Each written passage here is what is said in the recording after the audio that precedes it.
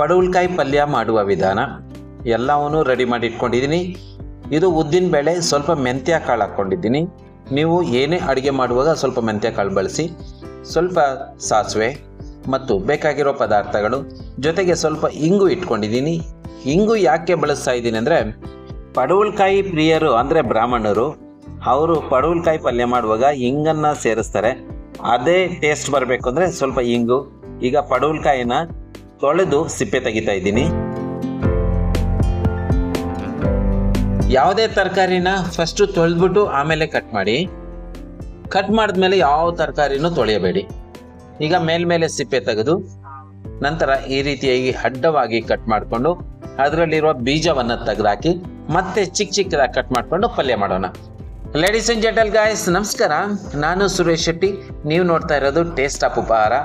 ನಿಮ್ಮೆಲ್ಲರಿಗೂ taste of ಉಪಹಾರದಲ್ಲಿ ಇವತ್ತು ಹೊಸ ವಿಡಿಯೋ ತಗೊಂಬಂದಿದ್ದೀನಿ. ಪಡವಲಕಾಯಿ ಪಲ್ಯ, ಪಡವಲಕಾಯಿ ಕೂಟು, ಪಡವಲಕಾಯಿ ಸಾಂಬಾರು ಅಂತ ಮಾಡ್ತಾರಲ್ಲ, ಅದಕ್ಕೆಲ್ಲದಕ್ಕೂ ಮಸಾಲ ರುಬ್ಬಾಕಬೇಕು, ಕಾಯಿ ರುಬ್ಬಾಕಬೇಕು.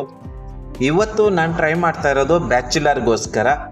ಯಾಕೆಂದರೆ ಬ್ಯಾಚುಲರ್ಗೆ ನೀವು ಮಸಾಲ ರುಬ್ಬಾಕಿ ಕಾಯಿ ಎಲ್ಲ ರುಬ್ಬಾಕಿ ಅಂದರೆ ಸ್ವಲ್ಪ ಕಷ್ಟ ಆಗುತ್ತೆ. ಸೊ ಸಿಂಪಲ್ಲಾಗಿ ಪಡವಲಕಾಯಿನ ಕಟ್ ಮಾಡಿಕೊಂಡು ಟೊಮೆಟೊ ಸೇರಿಸಿ ಈರುಳ್ಳಿ ಟೊಮೆಟೊದಲ್ಲಿ ಮಾಡಿದ್ರೆ ಚೆನ್ನಾಗಿ ಬರುತ್ತಾ ಅಂತ ಟ್ರೈ ಮಾಡೋಂಥ ಒಂದು ರೆಸಿಪಿ ಇದು. ವೀಕ್ಷಕರೇ, ಇದು ಜಸ್ಟ್ ಟ್ರೈ ಮಾಡ್ತಾಯಿದ್ದೀನಿ. ಎಣ್ಣೆ ಇಟ್ಟಿದ್ದೀನಿ. ಸ್ವಲ್ಪ ಎಣ್ಣೆ ಬಿಸಿ ಆದಮೇಲೆ ಸಾಸಿವೆ, ಆಮೇಲೆ ಮೆಂತ್ಯ ಕಾಳು ಜೊತೆಗೆ ನಾನು ಉದ್ದಿನಬೇಳೆ ಹಾಕ್ಕೊಂಡು ಇಷ್ಟೊಂದು ಗೋಳಿಸ್ಕೊಂಡು ಈಗ ಕಟ್ ಮಾಡಿ ಇಟ್ಕೊಂಡಿರುವ ಈರುಳ್ಳಿಯನ್ನು ಸೇರಿಸಿ ಸ್ವಲ್ಪ ಬ್ರೌನಿಷ್ ಬರೋವರೆಗೂ ಹುರ್ಕೊಳ್ಳುವ. ಒಂದು 4-5 ಎಸಳು ಬೆಳ್ಳುಳ್ಳಿಯನ್ನು ಕುಟ್ಟಿ ಹಾಕ್ತಾಯಿದ್ದೀನಿ. ಸ್ವಲ್ಪ ಹಿಂಗು ಹಾಕ್ತಾಯಿದ್ದೀನಿ. ಹಿಂಗು ಅದ್ರ ಘಮ ಚೆನ್ನಾಗಿರುತ್ತೆ, ಬ್ರಾಹ್ಮಣ ಶೈಲಿಯಲ್ಲಿ ಬರುತ್ತೆ ಅಂತ ನನ್ನ ಅಭಿಪ್ರಾಯ. ಈರುಳ್ಳಿ ಸ್ವಲ್ಪ ಗೋಲ್ಡನ್ ಕಲರ್ ಬಂದಿದೆ. ಉಪ್ಪು, ಒಣಮೆಣಸಿನ್ಕಾಯಿ, 2 ಹಸಿಮೆಣಸಿನ್ಕಾಯಿನೂ ಹಾಕ್ತಾಯಿದ್ದೀನಿ. ಹಸಿಮೆಣಸಿನ್ಕಾಯಿ, ಒಣಮೆಣಸಿನ್ಕಾಯಿನ ಈರುಳ್ಳಿ ಸ್ವಲ್ಪ ಕಲರ್ ಬಂದ ಮೇಲೆ ಹಾಕಬೇಕು. ಈಗ ಕಟ್ ಮಾಡಿ ಇಟ್ಕೊಂಡಿರುವ ಪಡವಲಕಾಯಿ 3 ಚಿಕ್ಕ ಚಿಕ್ಕ ಕಾಯಿಗಳನ್ನ ತೊಳೆದು ಸಿಪ್ಪೆ ತೆಗೆದು ಕಟ್ ಮಾಡಿ ಹಾಕ್ತಾಯಿದ್ದೀನಿ. ಇದನ್ನ ಹಿಂಗೆ ಸ್ವಲ್ಪ ಚೆನ್ನಾಗಿ ತಿರ್ಸ್ಕೊಟ್ಟು ಇಲ್ಲಿ ನೀವು ಸ್ವಲ್ಪ ಮುಚ್ಚಳ ಹಾಕ್ಬಿಟ್ಟು ಒಂದು 5 ನಿಮಿಷ ಬಿಟ್ಬಿಡಿ. ಆಮೇಲೆ ಒಂದು 5 ನಿಮಿಷ ಆದಮೇಲೆ ಇದಕ್ಕೆ ಟೊಮೆಟೊ ಹಾಕಿ. ಟೊಮೆಟೊ ಹಾಕಿದ್ಮೇಲೆ ಒಂದು 5 ನಿಮಿಷ ಮುಚ್ಚಳ ಹಾಕ್ಬಿಟ್ಟು ಬಿಟ್ಬಿಡಿ. ಆಮೇಲೆ ಮಸಾಲ ಕೊಡಬೇಕಾಗುತ್ತೆ. ತುಂಬ ಈಸಿಯಾಗಿ ಸಿಂಪಲ್ಲಾಗಿ ಈ ಒಂದು ರೆಸಿಪಿ.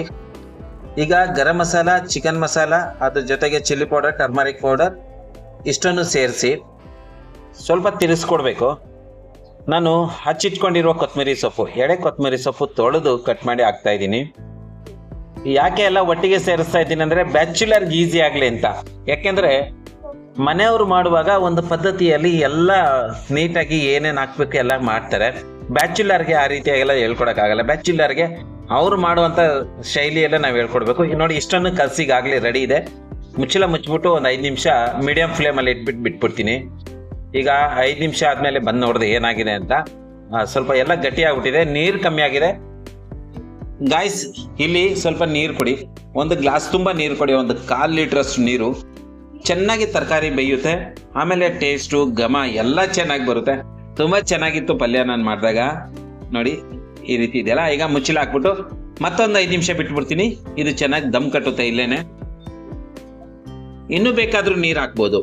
ತುಂಬ ಸಿಂಪಲ್ಲಾಗಿ ಬ್ಯಾಚುಲರ್ಗೆ ಅರ್ಥ ಆಗುವಂಥ, ಅವರು ಮಾಡ್ಕೊಂಡು ತಿನ್ನೋವಂಥ ಒಂದು ಈಸಿಯಾಗಿ.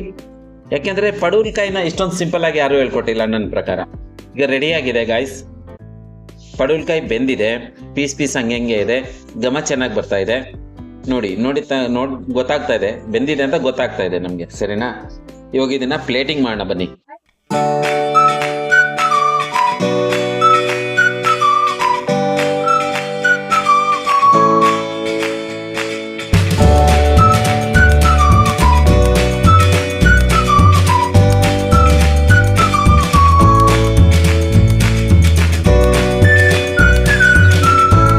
ಪಲ್ಯ ಚೆನ್ನಾಗಿದೆ.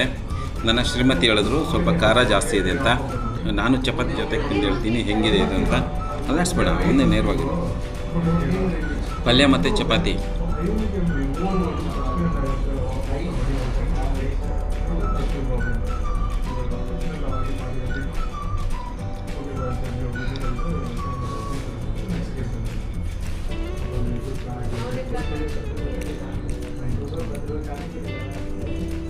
ಮಸಾಲ ಸ್ವಲ್ಪ ಜಾಸ್ತಿ ಆಯಿತು, ಖಾರನೂ ಜಾಸ್ತಿ ಆಯಿತು. ಇನ್ನು ಸ್ವಲ್ಪ ನೀರು ಕೊಟ್ಟು ಬೇಯಿಸಬೇಕು. ರೆಸಿಪಿ ಚೆನ್ನಾಗಿದೆ, ತುಂಬ ಚೆನ್ನಾಗಿದೆ. ಮಸಾಲ ಪೌಡ್ರ್ ಕಮ್ಮಿ ಕೊಟ್ಟು ಸ್ವಲ್ಪ ನೀರು ಕೊಟ್ಟು ಬೇಯಿಸಿದ್ರೆ ಅಂತೂ ಅಲ್ಟಿಮೇಟ್ ಸಕ್ಕತ್ತಾಗಿದೆ. ಭಲೇ ಚೆನ್ನಾಗಿದೆ. ಈಸಿಯಾಗಿ ಬ್ಯಾಚುಲರ್ಗೆ ಈ ರೀತಿ ಮಾಡ್ಕೊಂಡು ತಿನ್ನೋಕ್ಕೆ ತುಂಬ ಈಸಿ. ಯಾಕೆಂದರೆ ಪಡವಲಕಾಯಿನ ಎಲ್ಲರೂ ಮಾಡಿ ತಿನ್ನೋದಿಲ್ಲ. ನಿಮಗೇನಾದರೂ ಪಡವಲಕಾಯಿ ಸಿಕ್ಕಿದಾಗ ಖಾರ ಕಮ್ಮಿ ಇಟ್ಟು ಆಮೇಲೆ ಸ್ವಲ್ಪ ನೀರು ಹಾಕ್ಕೊಂಡು ಬೇಯಿಸ್ಕೊಳ್ಳಿ, ಸಾಕಾಗಿದೆ ಅಷ್ಟೇ. ಇನ್ಯಾವ ಮಸಾಲಾನೇ ಇಕ್ಕೋ ಅವಶ್ಯಕತೆ ಇಲ್ಲ. ಇದಕ್ಕೆ ಚೆನ್ನಾಗಿ ಬಂದಿದೆ.